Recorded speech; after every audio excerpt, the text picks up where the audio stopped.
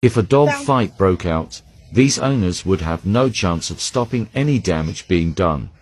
It's so irresponsible to let your dog off the leash if you can't stop it running over to a... Yeah, so we need to teach her, just because there's a dog this close doesn't mean you can say hello. You don't go over and approach any dog unless I say it's okay. Yeah.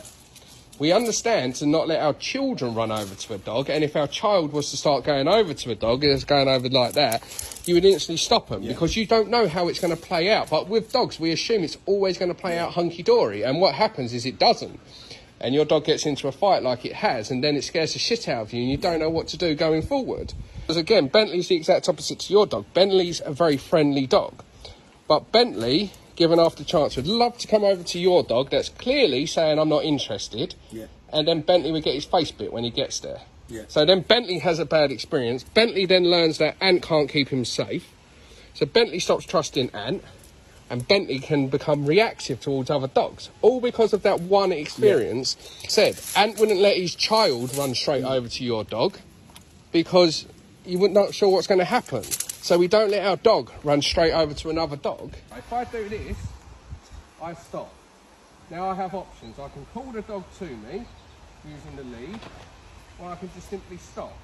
Yeah. So, he's very fearful. I will stand sideways, no eye contact. What I want you to do, walk towards him and say, enough. 1, 2, not yet. So enough again. Enough. Right, click, click, reward. So what I want to teach him is when he starts reacting, the person goes away, but you also then solidify it by giving him a treat. So I'll come here. So enough. I'll walk away, you give him a treat. To get him used to it. Walk away. And see how very quickly it can stop. So anybody... Why you never let your dog run over to an off-lead dog. Number one, you wouldn't let your child do it. You know instinctively to never let your child run over to a strange dog because that dog may bite or something may happen. We need to apply the same rule to our dogs. You never know what's going to happen when your dog gets over there. Two friendly dogs can clash. It's all about play styles. One that's excitable, super bouncy, can easily upset a dog that's mooching around nice and calm. 3, do you know how to separate a dog fight? Because the quickest way for a dog fight to break out is for your dog to run over to a strange dog, that dog panic and disaster strikes. If you don't know how to separate a dog fight, you need to stop letting dogs run over to other dogs. It's that simple. 4, if you teach your dog it can run over to a dog when it sees a dog, it can run over to a dog on lead. Now a dog is on lead for a reason. It could be a service dog designed to save the life of a person. Could be coming back from injury, could have a poor recall, could be reactive. You simply don't know.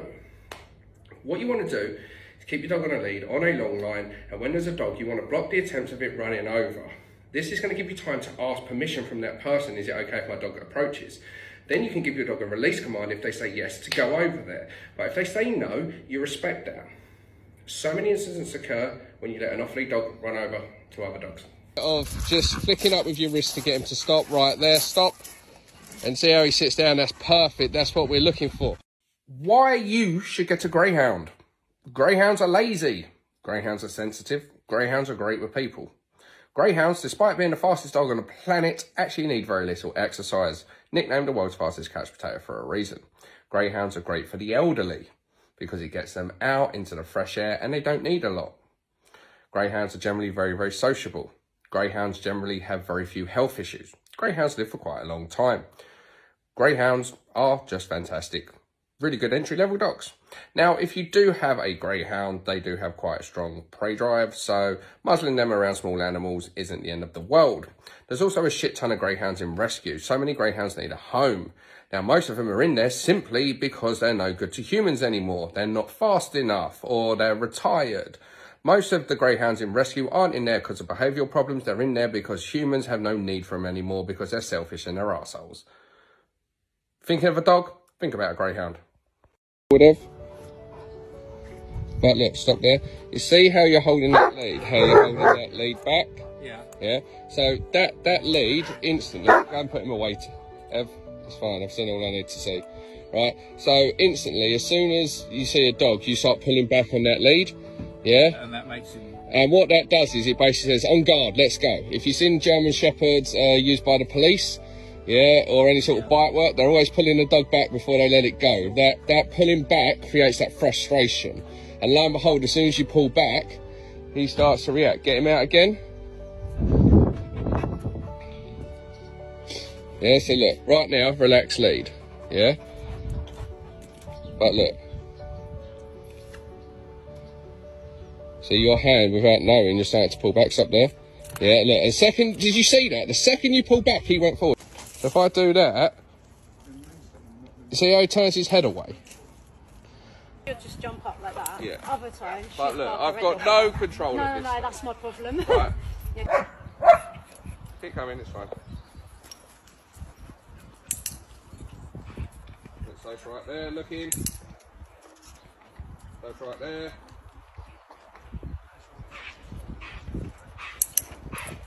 Now, did you see how she looked at Soph then and I clicked? Yeah. Well, she knows what that clicker means. Watch this. This is how I can stop her jumping up. So as Sophie comes in, she's going to look at Sophie like that. But here's that. Yeah. Let's go. Let's go. Let's go. Let's go. He eventually listens to me. But that's bad because he's off the lead. I'm like, come, it's okay, he's friendly. But he's not. He's not inherently trying to go after a dog, but when he gets there, he's going to he's already had hold of a dog, right? So I go, come on mate, let's go. And if he doesn't do it, let's go. Make it happen. No negotiations. Listen to me first time, because second time there is going to be a consequence. So you want to know what it's like owning a Labrador. This is actually harder than I thought, to be fair, because when they're young, they're just a dog that turns up, shit up, and then they leave. Yeah, they're just walking whirlwinds that will just eat you out of house and home. However, as they get older, they become the most noble, loyal dog you could ask for. It's the perfect gentleman. It really is. It'll be there when you're sad. It'll be there when you're happy, when you're angry. It'll watch over your children. It'll quite happily indulge on food on the sofa as you watch Netflix. It's the 7th most intelligent breed of dog, so it does have a strong work ethic. But just being on an adventure with you is enough for this Labrador. Getting that brain working, getting it sniffing all these different sights, sounds, smells. The Labrador really is just one of the most magnificent dogs you can own. It really is the epitome of what a dog should be. They have an average life expectancy between 10 and 14 years. They're quite a large dog and they do shed heavily. They have a zest for water, a zest for food, a zest for toys. They're very, very easy to train. They're incredibly strong, so do be mindful. That excitement that they possess can cause them to pull a lot, and they can be reactive to dogs, but mainly out of frustration if you over-socialise them. So teach social ignorance at a young age. But a Labrador, it's perfect. Perfect for first-time dog owners. Just a perfect all-round dog. Deliver it when you get to the end, reset, then deliver it again. How to pass a dog if your dog likes to go and try to... Yeah, off you go. And all dogs are food motivated if you use their dinner. If you stop putting a bowl down twice a day, 3 times a day, letting them gorge whenever they want, and you put that food in a treat pouch, boom, food drive. Nice. Yeah. Yep. Hold on, you haven't got the attention. Ready, let's go. There we go, good boy. Keep it at a nose level so it doesn't jump up. And when you get to the comb, yes, step back. Yes. Who's making noise? You have a dog and a child. Please remember this. If your child is bitten by your dog, that is a potential death sentence. Did you know most bites occur when a dog is sleeping or when the dog is eating? When that dog is sleeping, your child should not be going over to that dog. When that dog is eating, your child should not be going over to that dog. This also works both ways. Your child should not be your dog should not be near your child when it's eating. Your dog should not just be able to jump all over your child. Your child is not a climbing frame, nor is the dog a climbing frame. So many dog bites occur because of parent negligence. The dog, however, is always the one that pays the price. Be responsible, teach boundaries, teach mutual respect. Please. Rescues are overrun right now with dogs being surrendered.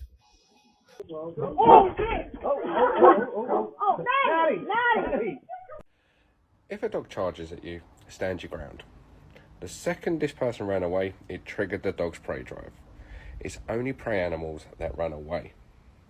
You're not going to outrun a dog. Even a three-legged dog is faster than you.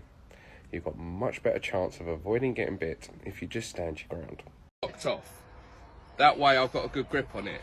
A lot of people do this. Yeah. And you had the lead like this earlier, and you really struggled to get your hand free. Yeah. This is how you get rope burn. This is how you break fingers and things like that. What I want is it through my thumb like this, right? So Sim Frank, like, if we go this way, right, this is why it's good. And so let him go, and I'll show you. If he really goes, I just use my momentum to take him around. Yeah, so I can use my whole body. Look, there's Frank. Frank. But I can just use my body and here to bring him around. So I'm not using strength to move him, I'm using what he's got. My favourite breed of dog is a Rottweiler.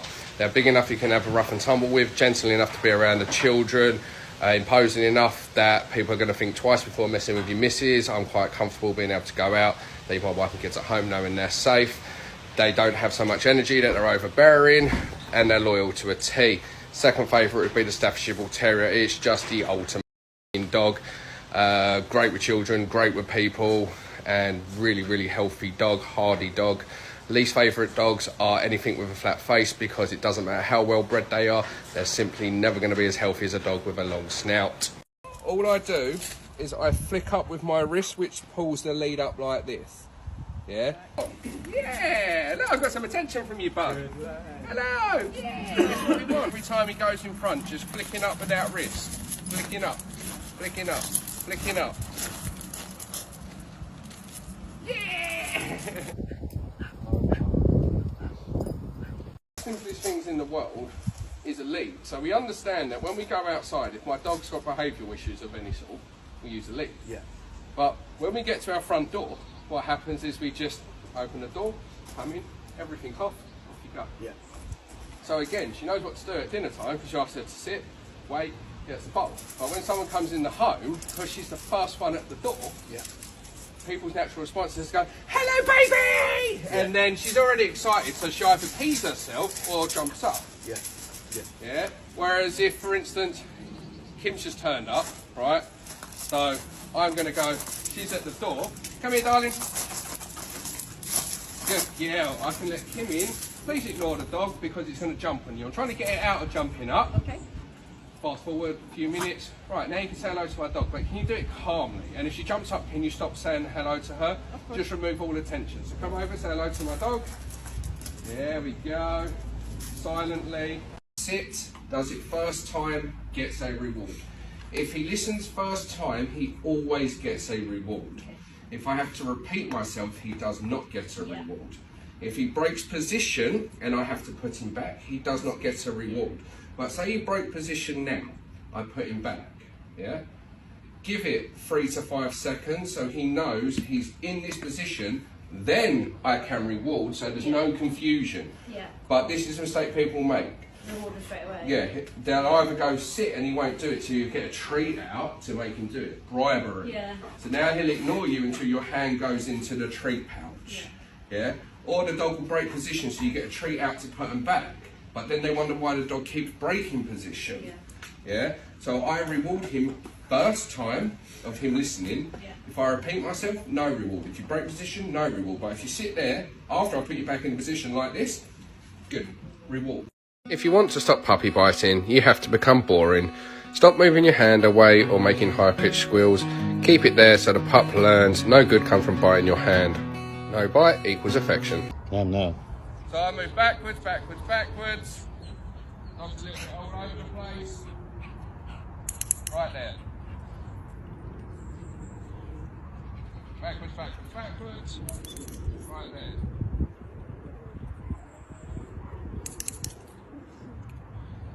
And then, through clever trickery, we just go this way. go this way, and we have a dog walking nicely by our side. We go this way.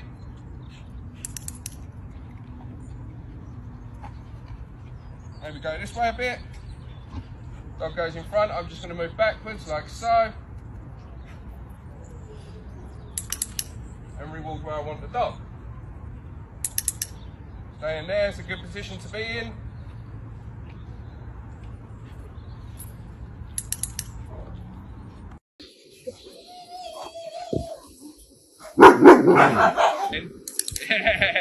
That's the other thing I want. I want, if he hits the end of his lead, to turn back.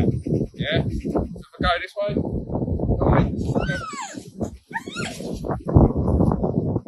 because when I've got this attention, everything else is easier. Dog, looking, let's go. Love that command. Walk towards the dog again. Let's go. Bit distracted. Wow! Don't worry about the camera, man. But notice how I'm moving back. Go, Cooper. I'm just trying to wake her up. Please don't allow your dog to do this. Your dog needs to be on an indoor training lead so you can easily get it and remove it, but your dog should not be in bed with the child. I don't know if you've ever seen a dog proper freak out, but when they do, which happens as a result of resource guarding, it escalates, but when they do, your child could easily get bit in the crosshairs of this. It's just not okay. Dogs are rehomed to rescue every day because of problematics they display towards or with children. Your dog needs some clear boundaries. Your dog should be sleeping in a dog bed. I wouldn't even have it on a sofa yet until all resource guarding of humans is gone.